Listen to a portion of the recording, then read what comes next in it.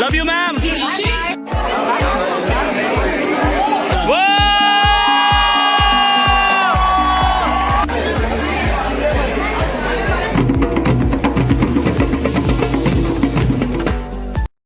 Hello guys, welcome back to my YouTube channel FTM। और आज मैं आ गया हूँ श्री फोर्ड ऑडिटोरियम, जहाँ हो रहा है जागरण फिल्म फेस्टिवल, जहाँ पे आ रखे हैं फिल्मी स्टार्स जैसे तापसी पन्नू और राजपाल यादव जी।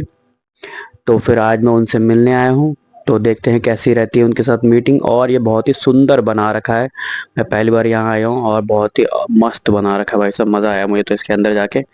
वाइब ऐसी आ गई जैसे किसी कॉलेज फेस्ट में आ गया हूँ। ये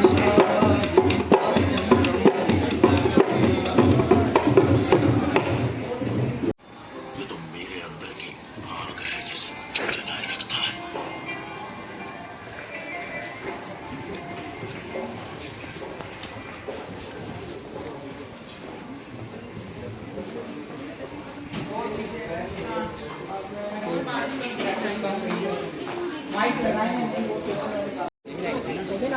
बिल्कुल बिल्कुल, ये पहली लाइन है, दिक्कत मत लो। भाई खड़ा हुआ है ना, है यहाँ पे आगे मत आने देना।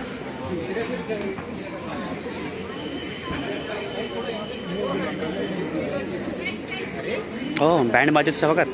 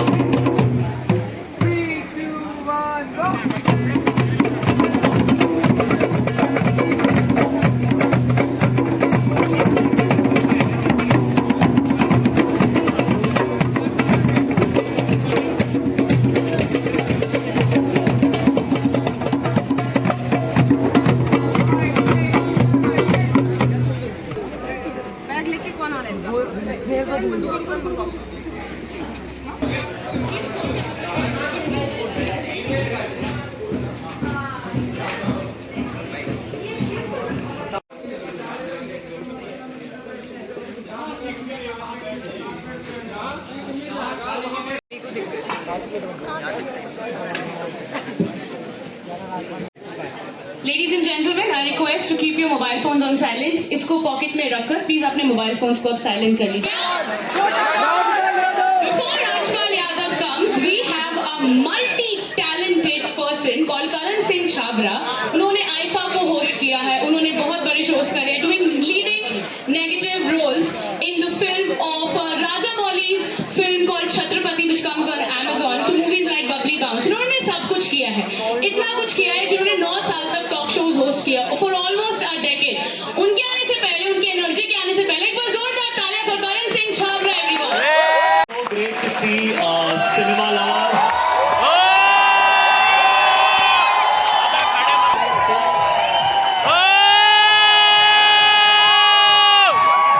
What love!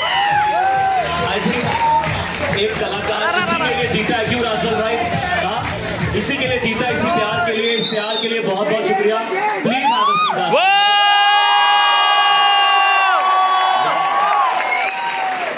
फैंटास्टिक, क्या बात है, मतलब ऐसा वेलकम, मतलब जी कैसा लग रहा है राजपाल भाई दिल्ली आकर और ये एनर्जी देखकर?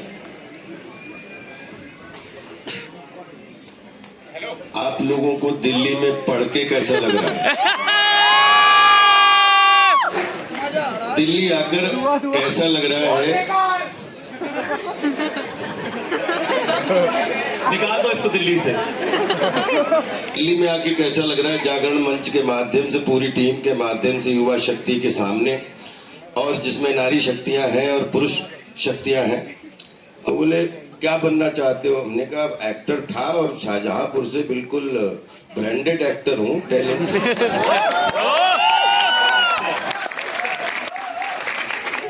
तो बोले पहले शाहजहांपुर ठीक से बोल लो और शाम ठीक से बोल लो।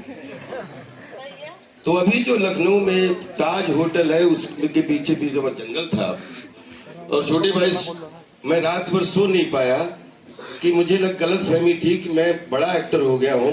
एक्चुअली मुझे यही नहीं मालूम है हाउ टू स्पीक। तो मैंने फिर शाम शाम शाम, किला किला, हकीकत हकीकत, खा खा, खत्म खत्म, ये सब चलता रहा और इसमें 2 साल कैसे निकल गए पता नहीं चला। कलर के बिगोर में ये एक ऐसी कल्पनाशीलता, जो कोई दिमाग में चित्र आता है उसको शब्द बना के कागज पे लिखते हो और उसको बार बार पढ़ के आत्मसात करके जब याद करके खड़े हो जाते हो और आपको लाइनें याद हो जाती हैं और वो चित्र आपको खड़े खड़े याद होने लगता है, तो कब आप वो चित्र चलचित्र में बदल जाता है। उसी को तो कला का संसार कहते हैं। हम कलाकार हो ही नहीं सकते। कला तो नेचर है। कला के पुत्र हो सकते हैं, शिष्य हो सकते हैं, कलाकार नहीं हो सकते हैं। गलत फहमी है हमें कि हम कलाकार हैं। कलाकार प्रकृति है और उसके आकार को थोड़ा थोड़ा थोड़ा थोड़ा अकल से, नकल से, इंस्पिरेशन से, क्योंकि रील और रियल किया जाता है आपके जीवन में और रील की जाती है जीवन में से, जीवन से।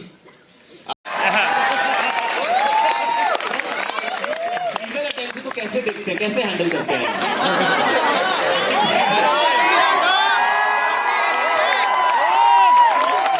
बहुत एक्साइटिंग लगता है यहाँ पर। आज आपको ये जागरण के मंच के माध्यम से एक किस्सा सुनाता हूँ। आप समझ लेना आप कौन हो मेरे लिए। ऐसा सब लोग बोलते हैं कि भगवान कृष्ण ने जो गीता जी में कहा है वो हमें ज्यादा फॉलो, क्योंकि जो खेल है वो आध्यात्मिक है। उनको शायद एक मानव के लिए समझना बड़ा मुश्किल है कि उन्होंने इस सिचुएशन में कब कहां पे भगवान की भूमिका निभाई। तो ऐसा सब लोग कहते हैं कि भगवान कृष्ण जी की 16,000 रानियां हैं। सुनिए, 16,000 रानियां हैं। अब हमें तो पता नहीं, लेकिन वो 16,000 रानियां और द्वापर में कृष्ण जी हुए हैं तो एक मनसुखा भी हुआ। वाह। तो अब हमारी, क्योंकि ये तो हमारी समझ से ब्रह्मांड की बात है कि 16,000 एक पर्वत उठाया, वो क्या आध्यात्मिकता का कारण था। कंजर्वेशन बहुत ही जबरदस्त तरीके से इम्बाइब हो गया। एज एन हमें अपनी रिस्पॉन्सिबिलिटी भी समझ में आई। पहले एज अ फिल्म मेकर थी, बाद में as a citizen, as a human समझ में आई। तो एंड रही बात चैलेंजेस की, तो ये था कि सर की जर्नी इतनी वास्ट है कि बहुत मुश्किल रहा उनकी इतनी बड़ी जर्नी को सिर्फ 40 मिनट में इनकलकेट करने का। ये बोले आप क्यूट कैसे हो, तो जैसे मैंने बोला तो मैं एक दिन ऐसे धोखे शीशे से बात कर रहा था कि वो बड़ा मुश्किल होता है जब शीशे के सामने खड़े हो और अपनी काया देख पाओ। क्योंकि जब शीशे के सामने खड़े होते हो तो आप नहीं होते हो, आपके अंदर कोई वो आदमी होता है जो आप बनना चाहते हो। शीशे के सामने खड़ा था और अगर ऐसे बोला कि दुनिया का सर्वश्रेष्ठ सुंदर आदमी कोई है तो मैं।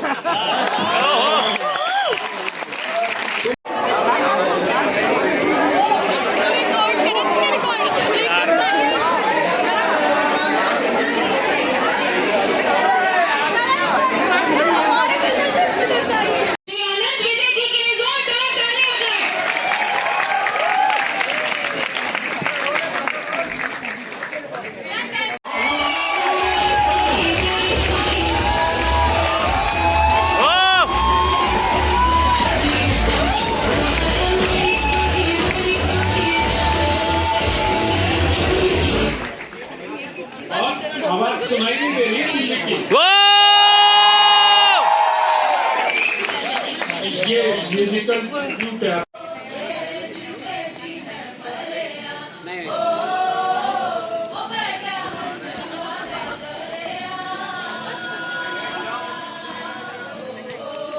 मैं पिछली पंक्ति में इसी जागरण फिल्म फेस्टिवल में बैठा था और मैंने एक प्रश्न पूछा था, 7 साल लगे मुझे आपके साथ बैठने। वाह। का सही मतलब नहीं है तापसी का। तापसी का मतलब है एनर्जी, ऊर्जा, सक्रियता। तो ताप और ऊर्जा दोनों लगभग मिलता जुलता ही है। मुझे लगता है कि अगर मैं गलत हूं तो आप मुझे करेक्ट करेंगे। ये वाला भी अच्छा है। तो छोटा चेतन से लेके डंकी तक, अंधेरी के डायरेक्टर से बांद्रा के डायरेक्टर्स तक, अंधेरी के प्रोड्यूसर से रिच बॉय क्लब तक, ये जो जर्नी आपकी है इसके बारे में थोड़ा बताइए। देखिए ये ना बहुत इंटरेस्टिंग और बहुत ही डिफरेंट सवाल है जो मुझसे काफी लोग नहीं पूछते। ऑब्वियसली इम्पैक्ट मेरी वो परफॉर्मेंसेस रह गई हैं जो जिनका आपने अभी जिक्र किया, तो इस वजह से लोग उनके इर्द गिर्द भी सवाल मुझसे पूछते हैं। बट इट्स वेरी स्ट्रेंज कि एक्चुअली मेरे करियर में मैंने डेविड धवन के साथ काम किया है और अनुराग कश्यप के साथ, और आप कहें तो अनुभव सिन्हा के साथ बैठे थे उनके ऑफिस में, एंड उन्होंने कम से कम 1-2 घंटा हमसे सिर्फ ये बात करी कि तुमने ये पिक्चर कैसे बनाई, मतलब ये सीन्स कैसे किए, तुम्हारी प्रिपरेशन क्या थी या क्या सोच रहे थे करते हुए, तुमने इस तरह का ग्राफ कैसे बनाया। फोन के डायरेक्टर्स के साथ आपने काम किया है, चाहे अनुभव सिन्हा हो या अनुराग हो और राजकुमार हिरानी हो, दोनों का अप्रोच क्या रहता है? मतलब अभिनेत्रियों के साथ या एक्टर्स के साथ कैसे काम कराते हैं? उन लोगों का, अंधेरी वालों का कैसे रहता है और बांद्रा वालों का कैसे रहता है?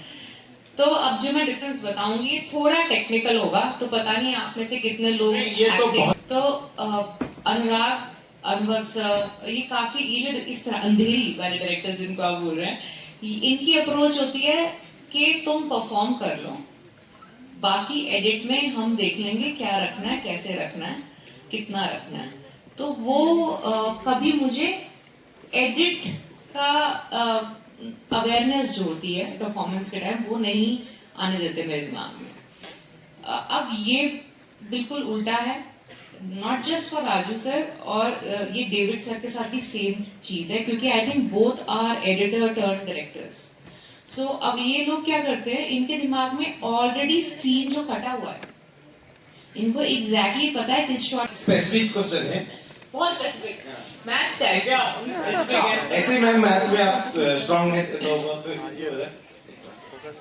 पूछना है कि मुंबई जाने का जो फर्स्ट स्टेप है, मतलब किसको अप्रोच करें, क्योंकि मुंबई जाएंगे तो कुछ पता नहीं चलेगा कि क्या करना है वहां पर जाके, किसे अप्रोच करें, कैसे वो स्टेप्स लें जो आगे हमें काम आए। आप इंजीनियरिंग कर लीजिए पहले। सारे स्टेप समझ में आ जाएंगे मेरा। बिकॉज देखिए बहुत कॉमन क्लीशे आंसर हुआ जो मैं दूंगी, मेरे पास कोई भी आपको हिडन आंसर देने को नहीं है इस बात के। फ्लाइट बुक कीजिए, ट्रेन बुक कीजिए, जाइए, और वहां पे पहले तो स्ट्रगल होगी कि रहें कैसे। ये बड़ी अच्छी बात कही आप। गाइस कोई भी प्लीज आगे ना आए, और आप लोग एग्जिट करेंगे, लेकिन जाने से पहले मैं आपको बता दूं जो नेक्स्ट कॉन्वर्सेशन है वो होने वाले Mukesh Chhabra ji. Hello ma'am, love you ma'am. अब इनमें ही डूब के हो जाऊं पार, यही है दुआ।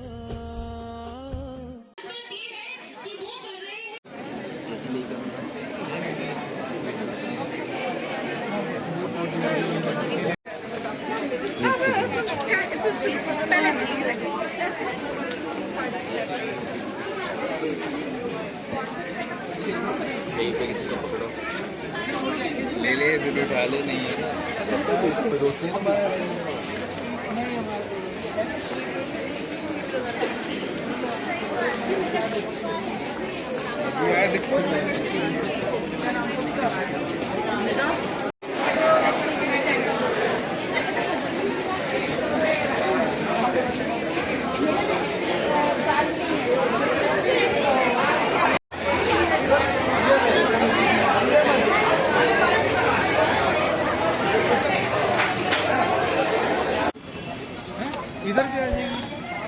अब हम बाहर चल दिए हैं, वी आर गेटिंग, एग्जिट हो गया है। अच्छा था, सीखने को ही मिला, तो हम निकलते हैं वापस। मिलते हैं अगले ब्लॉग में। जय साई राम।